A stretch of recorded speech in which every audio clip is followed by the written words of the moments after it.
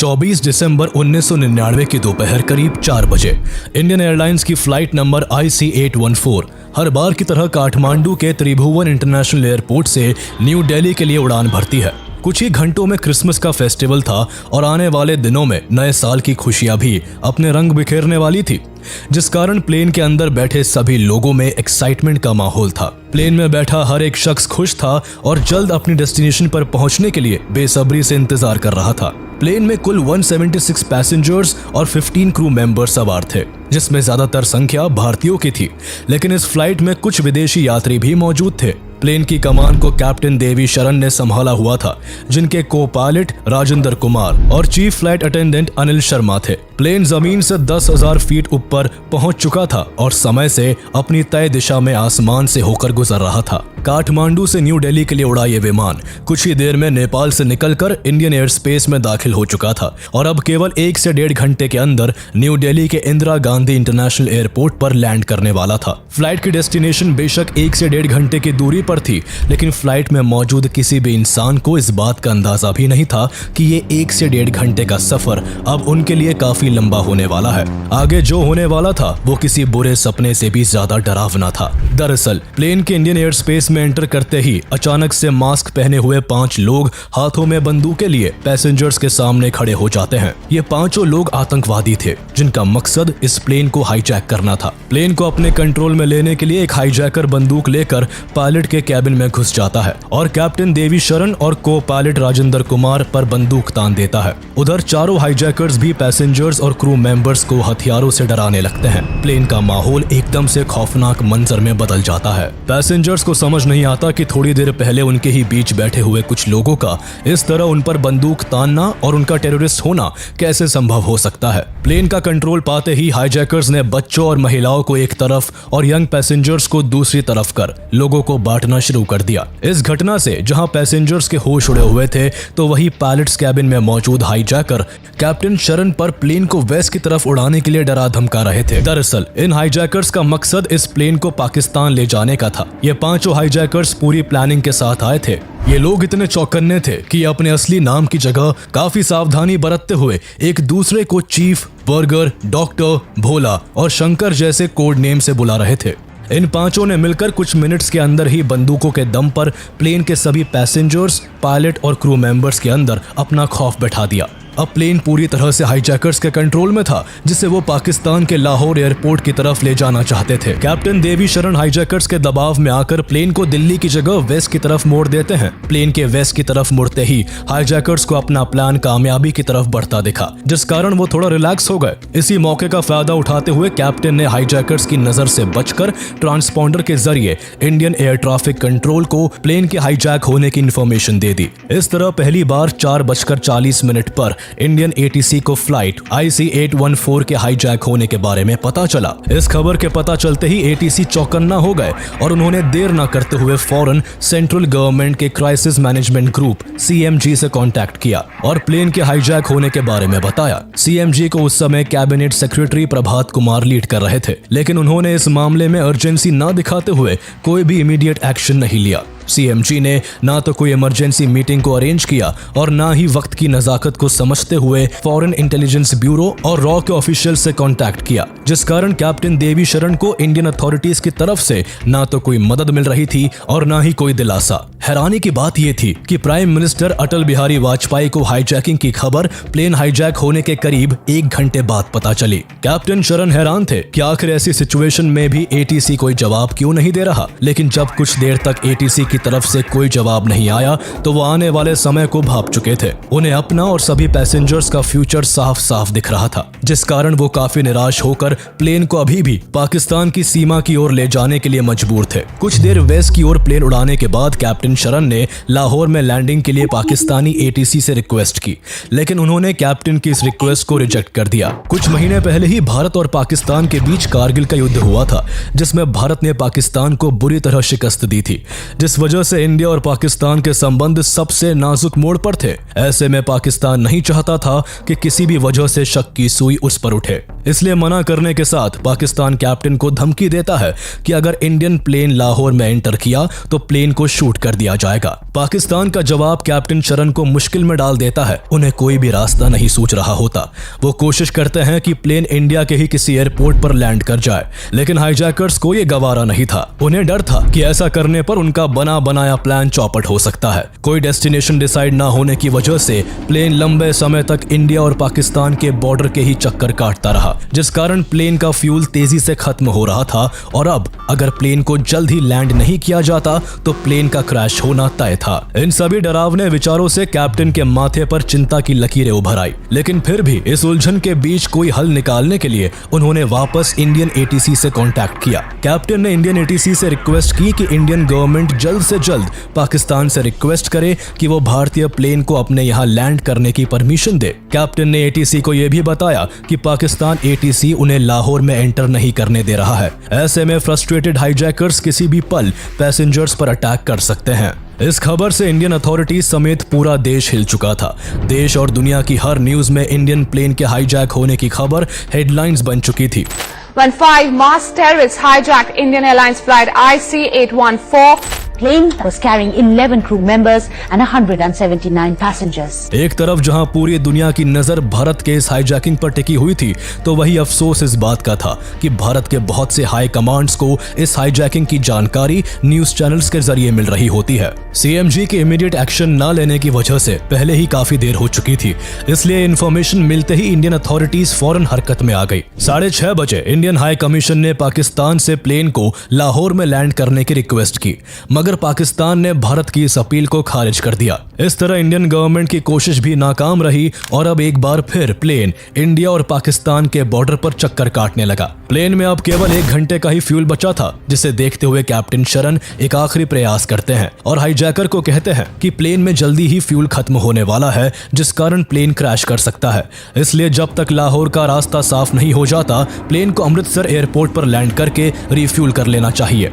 Hijackers बिल्कुल नहीं चाहते थे कि उनके द्वारा हाईजैक किया गया इंडियन प्लेन इंडिया के अंदर ही लैंड करे, क्योंकि ऐसा करना उनके लिए अपने पैरों पर कुल्हाड़ी मारने जैसा था। लेकिन प्लेन अपनी डेस्टिनेशन के हिसाब से ज्यादा ट्रैवल कर चुका था, जिस कारण फ्यूल की शॉर्टेज का अनुमान हाईजैकर्स को भी था। कोई और ऑप्शन ना होने की वजह से हाईजैकर्स कैप्टन की बात मान गए और ना चाहते हुए भी रिफ्यूलिंग के लिए प्लेन को अमृतसर में उतारने के लिए तैयार हो गए। कैप्टन देवी शरण का यह समझदारी भरा प्रयास सफल हो चुका था, जिस कारण अब हाईजैक हुआ प्लेन भारत की सीमा के अंदर अमृतसर के एयरपोर्ट पर लैंड करने वाला होता है।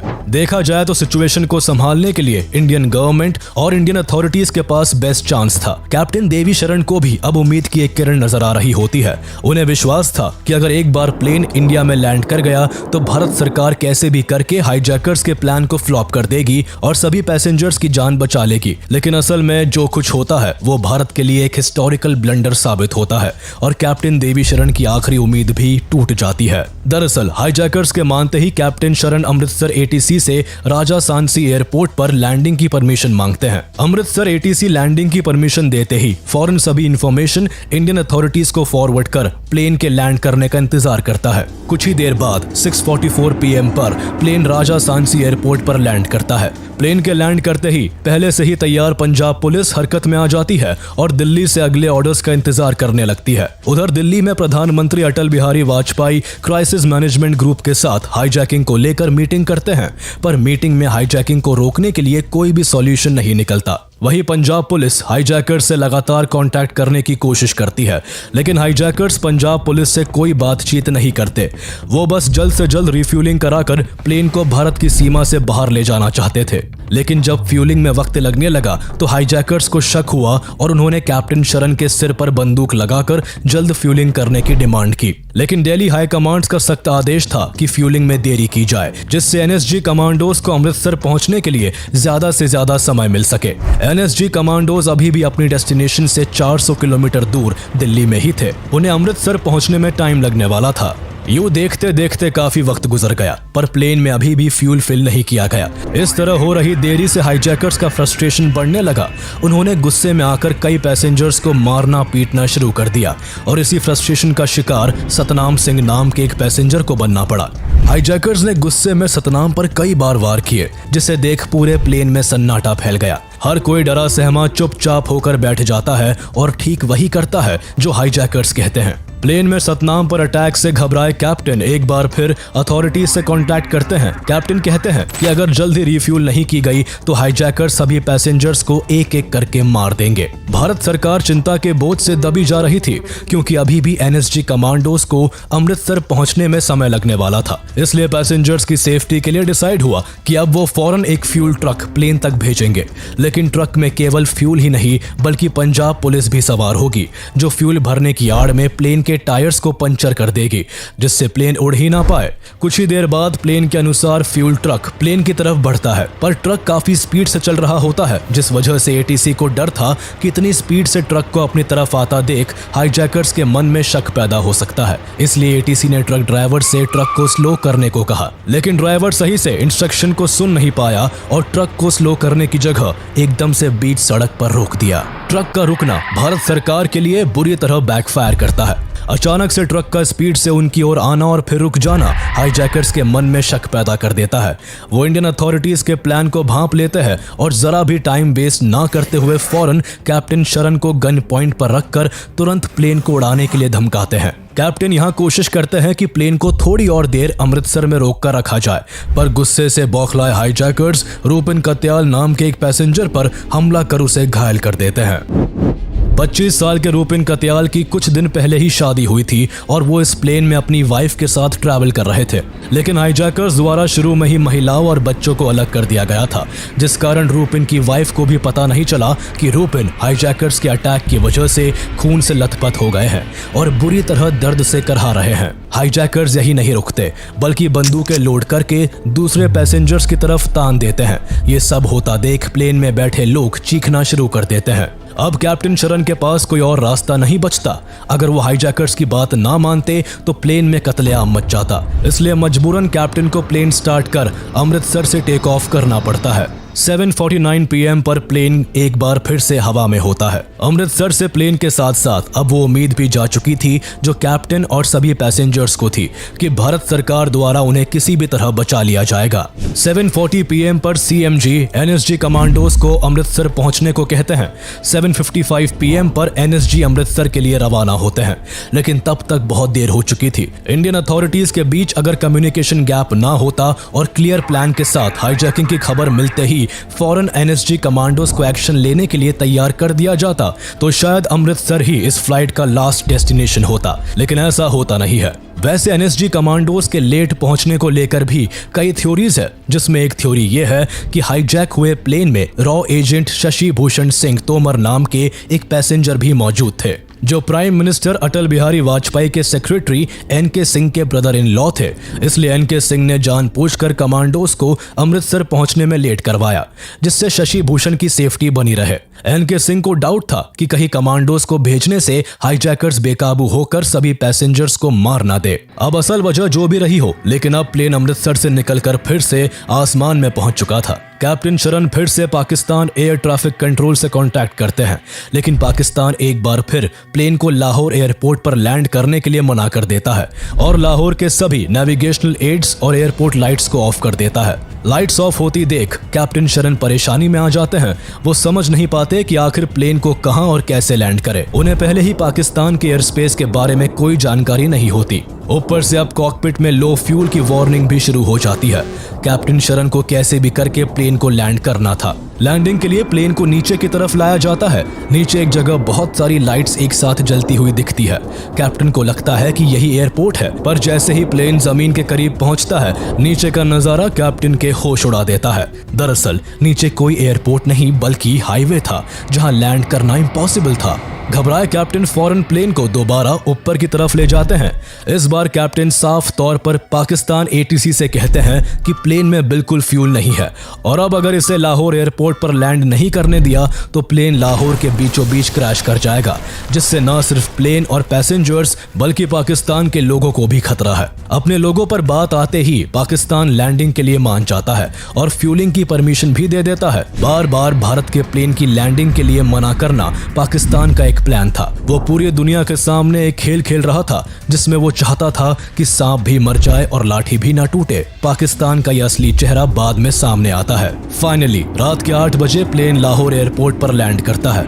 यहाँ पाकिस्तानी कमांडोज प्लेन को चारों ओर से घेर लेते हैं। प्लेन में मौजूद पैसेंजर्स डरे सहमे बैठे थे, पर चाकू लगने की वजह से रूपिन कत्याल सबसे बुरी हालत में थे। रूपिन के ट्रीटमेंट के लिए कैप्टन और क्रू मेंबर्स पाकिस्तान से मेडिकल हेल्प मांगते हैं, पर पाकिस्तान फ्यूलिंग के अलावा और कोई मदद नहीं करता है। रिफ्यूलिंग होते ही प्लेन को पाकिस्तान छोड़ने का अल्टीमेटम दे दिया जाता है। हाईजैकर्स की डिमांड पर पाकिस्तान को छोड़ इस बार प्लेन अफगानिस्तान की ओर उड़ान भरता है, लेकिन 1999 में अफगानिस्तान में नाइट लैंडिंग और टेक ऑफ की फैसिलिटी नहीं थी, जिस वजह से प्लेन को ओमान की तरफ उड़ा दिया जाता है। लेकिन ओमान अथॉरिटीज प्लेन को अपनी सीमाओं में घुसने की इजाजत नहीं देती है, जिस वजह से अब प्लेन UAE की डायरेक्शन में मूव करता है। भारत सरकार की ओर से रिक्वेस्ट करने पर UAE प्लेन को दुबई के अल मिनहाद एयरबेस पर लैंडिंग की परमिशन दे देता है, जिसके बाद रात के करीब 3 बजे प्लेन UAE में लैंड करता है। UAE में लैंडिंग के साथ ही इंडियन अथॉरिटीज UAE गवर्नमेंट से कांटेक्ट कर वहां अपने कमांडोज को भेजने की परमिशन मांगती है,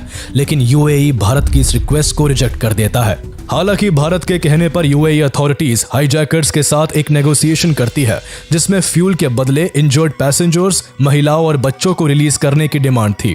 हाईजैकर्स यहां 27 पैसेंजर्स को छोड़ने के लिए मान जाते हैं, जिसमें एक डेड बॉडी भी थी। ये बॉडी किसी और की नहीं बल्कि रूपिन कत्याल की थी, जो इलाज ना मिल पाने की वजह से अब तक दम तोड़ चुके थे। सभी पैसेंजर्स और रूपिन की बॉडी को इंडियन एयरक्राफ्ट द्वारा अपने देश बुला लिया जाता है। पैसेंजर्स को लेने और UAE सरकार की मदद के लिए ग्रैटिट्यूड शो करने के लिए civil aviation minister Sharad Yadav खुद UAE जाते हैं। वही प्लेन में रिफ्यूलिंग होते ही प्लेन एक बार फिर आसमान में होता है। अब कुछ ही देर में सुबह होने वाली थी, जिस वजह से प्लेन को अफगानिस्तान की ओर ले जाया जाता है और फाइनली 25 दिसंबर की सुबह अफगानिस्तान के कांधार इंटरनेशनल एयरपोर्ट पर प्लेन अपनी लास्ट लैंडिंग करता है।